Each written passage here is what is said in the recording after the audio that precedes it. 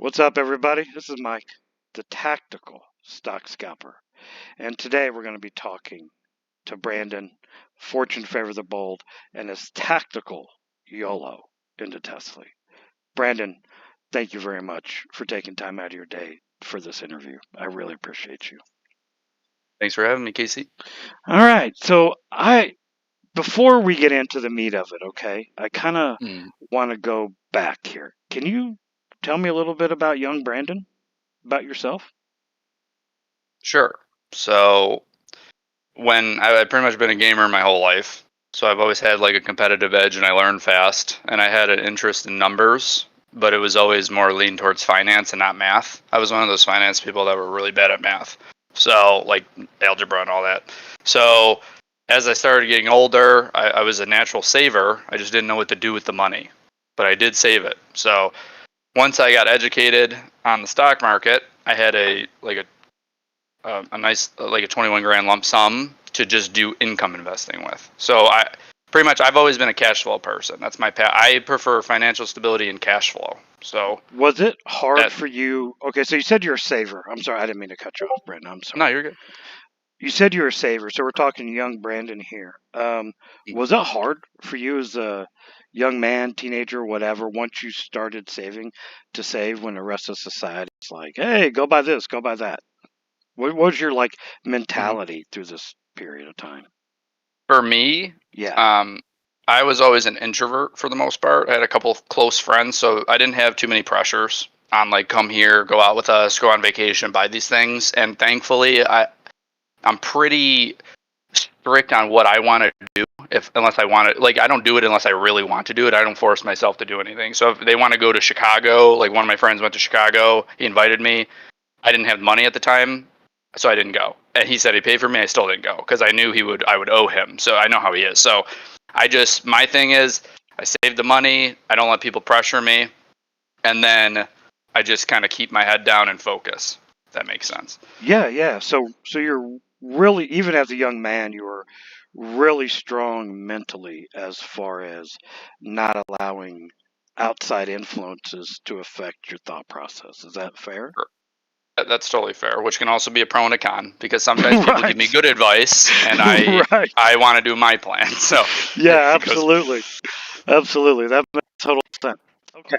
So we talked a little bit about young Brandyn and kind of, and I think it doesn't matter who I interview in what field. I think people are who they are even when they're young, and I think they just get better or more mature as they grow older. And so you can kind of see, at least me from the outside in, as a young man, you're always a saver, always financially, fiscally aware. So what interests you? You got a lump sum, okay?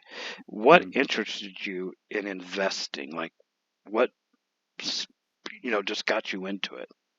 Sure. So I knew when I learned about the stock market, here's what's great about my story is I didn't have to do the phases of growth or dividend growth. I didn't go through all these phases and mistakes learned.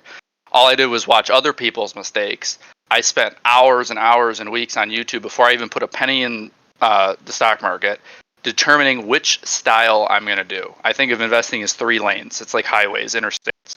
You have growth, and then you either can drive a super slow car, which is less risk in that lane, which would be like VU, or you can do TQQ, right? Like there's different levels of risk in there. And then you have the dividend growth, which is like you have SHD, and then you have like Altria Group, the more risky or high yield stuff. Then you have income investing. That's my lane because that's the lane, and I'll tell you in a second why I chose that lane. This lane is more like you have your JEPIs, JEPQs, right? Your JP Morgan stuff at the bottom, Devo, all that. And then you crank it up to TSLY, Coney. You got stuff like that in that lane. I have a high risk tolerance, but I want income. So I would never do the other 2 lanes with their high risk tolerance. Income is what I want, and the reason I chose income is because I knew once I found the FIRE movement when I was 25 years old, I started investing it when I was like late 26. When I found the FIRE movement, Financial Independence Retire Early, I realized, wait, I already have a lump sum and I'm a saver. I'm doing everything I'm supposed to do. I just need to learn how to invest and make cash flow. But I don't want to sell assets to live on them. So how do I generate cash flow? Oh my OMG, there's a way in the stock market to do that. And so I studied and studied and just did that way because I wanted to retire by 30. Like, that's my dream. So what will get me there? So out of all these different avenues you could have chosen, right? Growth options, et cetera, you chose the high yield fund. And the reason you wanted cash flow was because of why? I knew no matter what, my goal was to retire by 30. That was the dream goal. 30 or early 30s, and I'm 27. So when I made this plan, I was 26. I just turned like 26. So I knew in 4 years at that time, I wanted to retire, and I don't care how I need to learn which way would get me there in the most feasible, semi-responsible way.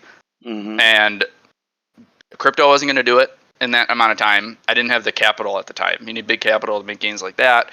M1 Finance at the time didn't have options. They still don't have options on that platform, and I didn't know what options were back then, so I wasn't interested in that. Growth, I never wanted to put money in something that didn't pay me a dividend. So yeah, I just knew I wanted to retire by 30, and I just kind of looked at how am I going to get there quick, and I found high income investing. Okay, so let's now we can kind of get to the meat of it, probably what everybody is actually here for after we're in here for 6 minutes. Why TSLY? Like, why not, let's just AMZ or Apply or whatever? Why TSLY specifically? Yep. So when I started income investing, and it's funny because most of my limitations in this quick story is only because of M1 Finance. It's only their platform's limitation. So M1 they're pretty risk averse to a lot of the new funds that come out. So TSLY came out November 2022, and I followed it from January to May. It didn't become available, and I'll get into why I chose TSLY. I didn't get to pick TSLY until May 2022 on my birthday is actually when I bought TSLY, May 18th. So the only two funds that came out on M1 Finance, the first yield maxes were OARC and TSLY. That's all I had access to. TSLY was a 50% margin maintenance right off the bat because of the volume. OARC was 100% margin maintenance on M1. Oh my goodness. Yeah, so I knew this was the goal I want. I had to do research on Tesla, and I chose, am I bullish on Tesla in the long term? I am. So then I did, how does this fund move? How did the synthetics and options work? I studied that when I first, because I put like 1,500 at first, and I studied it until I got comfortable with it, watched all of Jay's interviews, and then pretty much I was like, well, I already use margin responsibly, so I don't really have a choice with OARC. And back then I was more diversified, to be fair. I had like 4 or 5 funds back then, so I could spread it out a little bit more. I was more into CLM back then. But when I saw that first distribution come in, like the bigger ones, like I got 100, 400, 600, but once I got 1851 one month, I was like, oh my God. Like, it would take so much more capital to get that in another fund. Yeah. Let's kind of piggyback off that. So you saw the distribution from TSLY. Was that like the moment, like it clicked, like I'm going to tactically YOLO into this thing? Now, before anyone says anything, this is a very bold move, and I love it. As a businessman, I YOLO'd myself into a business, and it set my family up for generations. So I am all for this type of investing, or I think when you have an investment, it is your business. But I am all for this type of business move. So let me preface that before anything else. But was that the moment that it like clicked, like you're like, okay, this is how I'm going to potentially change my life? Absolutely, 100%. Because the idea was I'm bullish on the underlying. I understand how the fund works. So you know what? On November 10th, I decided I'm going to do risk on now and then diversify risk off later. Before the goal would be to retire by January 1st, 2027, right? Like New Year's Day. That would be the goal. And the idea was, I already love TSLY. Why am I doing half CLM and half TSLY right now? I'll sell CLM for a profit. Excuse me. At the time I went all in on TSLY, it had hit 1119. And my average was 1168. So I still had a good average, but to move it, right, I had 50 grand in it at the time. So to move it, I really had to like double my position to really move the needle. And I decided, okay, I'm going to sell CLM at a profit. I bought 50, like $1,000 of TSLY at 11.19, which dropped my average from 11.68 to 11.41. So now I'm locked in with like $100,000 cost basis in TSLY at 11.41 with a yield on cost of 63.3% currently. And How? go ahead. Sorry. Go ahead. No. I'm No, sorry. I was just, yeah, no, I was just saying. So, and once I made that decision, I decided this is going to snowball. I'm going to do all in TSLY for 12 months, and if it looks good after 12, I'm going to push it to 18 months because I have that risk tolerance. If not, then I'll just do 12 months of all in TSLY, and then I'll spread out to IWMY, JPY, QQQY, Coney probably, just a couple other income funds before I retire. But I'd rather do, I'm okay with my portfolio going from 100K to 80K if that happens right now in 2026 or 3, because I'm not near retirement. I don't want that happening towards retirement. So I'm going to get this cash flow. Every dollar I put in is going into TSLY, job, money, margin, everything that responsibly. And then we're going to just drip this and snowball it like crazy. And then, when after 12 months, we'll see where we're at. So when you're making this decision, right? You're about to put pretty much everything, right, into TSLY. Was there some hesitation? Well, I'm trying to get in. Like, what was your mindset like when you said, "Okay, let's do it"? Were you nervous, excited? I was almost semi-tired because I spent 3 days thinking about this decision, and I used to spend so much time with asset allocation, like the percentages on M1, like how many percentages go in what. And I just started concentrating more and more and more. I went from 6 funds to 3 funds to 2 funds, and I started realizing my daily gains were actually getting better because the compounding, when you have more money in something, up percent is much more. So I just made the decision. I'm up in CLM. I don't even get the special drip to NAV on M1 Finance. So there's really no point. And if I'm going to, if you're going to make a bold move like retiring at 30, you got to make a bold move to retire by 30. Absolutely. And I saw, so I saw what I feel like, because I'm so bullish on TSLY, is what I saw was a once in a lifetime opportunity. Because some people look at the TSLY chart and they think it's going to keep going down. Yeah, I look at it. Let's hold on. Let's talk about let's talk about that. You led me right into my next question. So your mindset and all this, you thought about it for 3 days. You were just tired, and you're just like, screw it, let's go. Is that fair? Yeah, I was convicted on it. I just said, you know what? I need to just pull the button because I'm sick of questioning myself, and Right. I made the plan. I love it. Okay, so this is literally my next question. And guys, we did not script this. Brandyn has no idea what I'm going to ask him. So you see the price deterioration. Okay, so when you bought it, the price was obviously already deteriorated from where it's been, and that's just because of the underlying. Anyone who invests in these funds should understand how these move due to their underlying. Did that make you nervous? Even though you're bullish on TSLY, even though the fund has dropped, did that add anything to your, I don't know, to your angst, let's say? Absolutely didn't. And I can tell you why. Because when you start as an income investor only, every mechanic of a distribution fund like this, you understand it from the start. You understand the so-called NAV decay, which there can be if you don't drip, right? And on a downturn like this, you have to be strong and steadfast in drip money. I know people want to take money and buy other funds that are safer, but when it's in a downturn like this, that's how you protect your capital. Because when we go back up to 18, you don't need to drip it back in if you don't want to. You can put it in other stuff, and the distributions will get bigger. But when I bought on May 18th, I'm looking at it, it was about 1404 or so. So that's when I first got in, and then I actually DCA'd up all the way to 18 in June for that dollar payment. Yeah, and I had no problem. I had no problem at all. I went all the way from 1404 average to 1630 average. I had not an issue. Yep. And then guess what? When we went back down, I bought more. And I bought more. And then I got with Kamir in his old streams, the Kamir's channel as a shout out. But when I first started streaming with him, I had an average of 1630.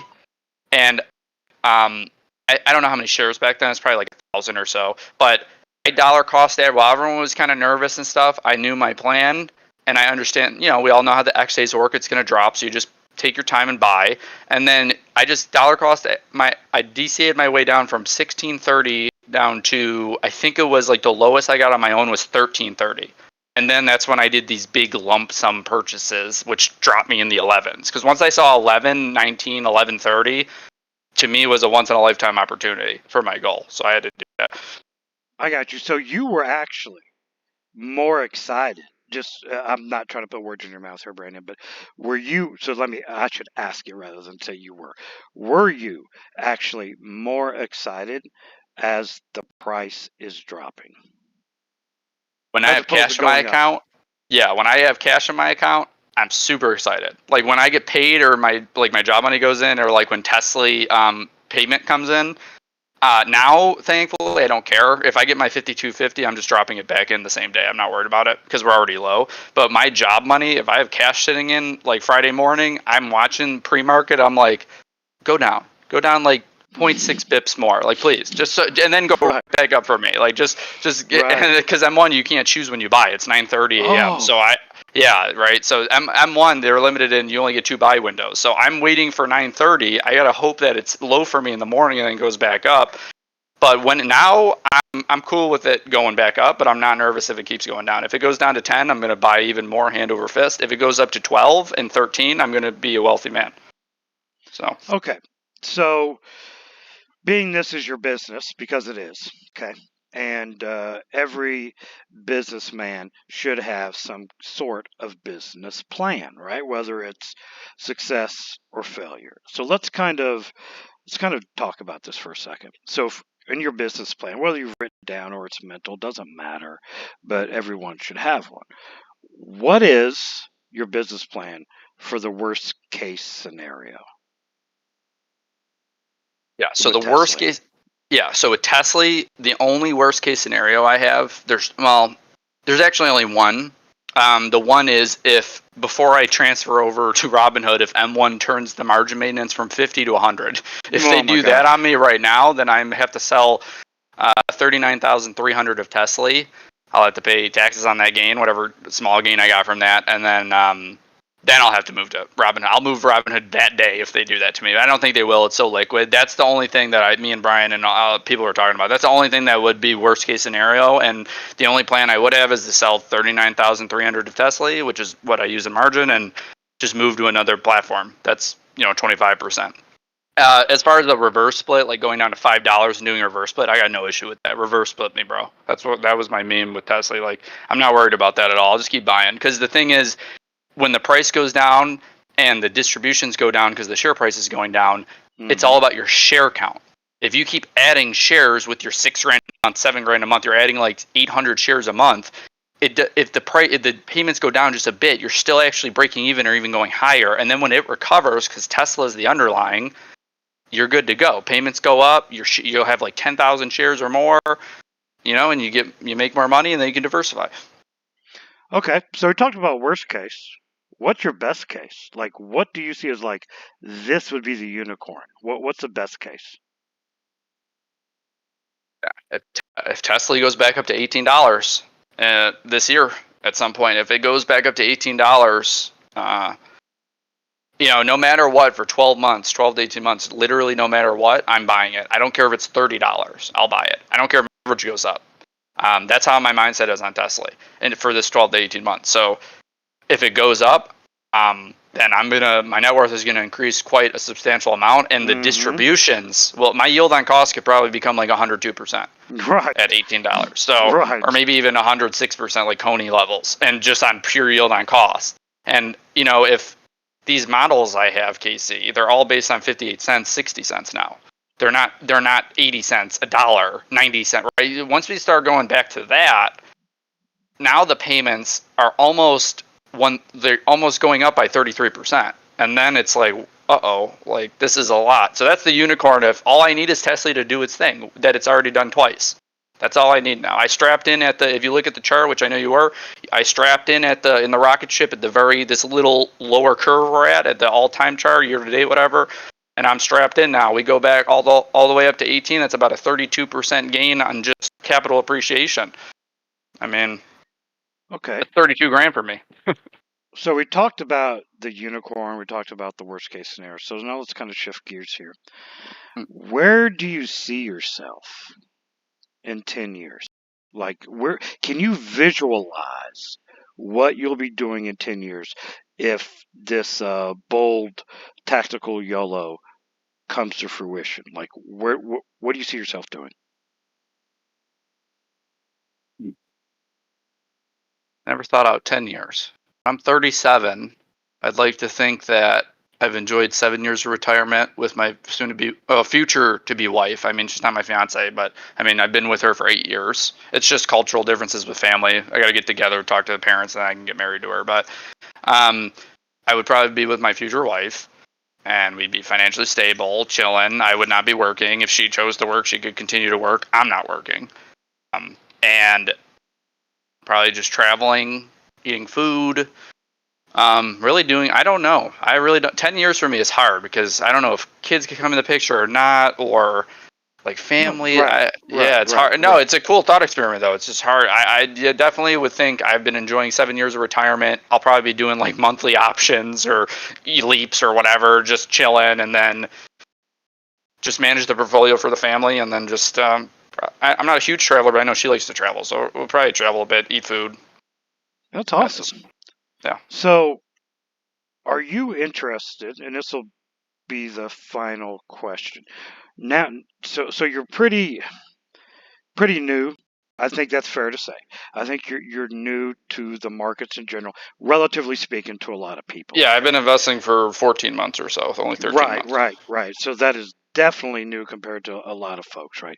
So, what other strategies do you have in mind for your futures, or things that you're looking at to boost income, or just things maybe that you're just interested and fascinated with that you may do? So what I'm going to do in the future, near future, is I'm going to fund my Robinhood account with job money. So hopefully, probably by beginning of February, I'll hit the 2 grand mark in Robinhood. I'm going to enable margin in Robinhood, and I'm going to actually transfer my M1, all of it, to Robinhood, where Tesla is only at 25% maintenance. And then I'm going to do cash secured puts on TSLY, really close to the money because you can't really do anything else. I'll probably do like a month or two out. I'm going to pretty much sell options for income, and because I've learned about options within a week now, it's kind of not everything, but I would say 80% of the selling side of options, which is all I want to do, I've learned in like a week and a half. I spent like 70 hours researching. So Oh, Brandon, you're yeah, famous last words. All I want to do is start selling. Yeah, that's a famous last words of all of us, and then that trade yeah, options, and all of a sudden, next thing you know, you're buying options too. Options yeah. are The only absolutely thing that kind of wonderful, man. interests me is buying leaps in the future, like on a Yeah, super expensive leaps are stop. good. That would be an option. As far as selling though, I probably chill with a week to a month out for theta, and then I'll just do Tesla's cash secured puts, and then when I get that margin on Robinhood, because my buying power will become, I'll transfer 100 grand over. I've only borrowed 39.3, so now I'll have 60.7 or 59.7k borrowing power. So now I can start doing cash secured puts on Palantir.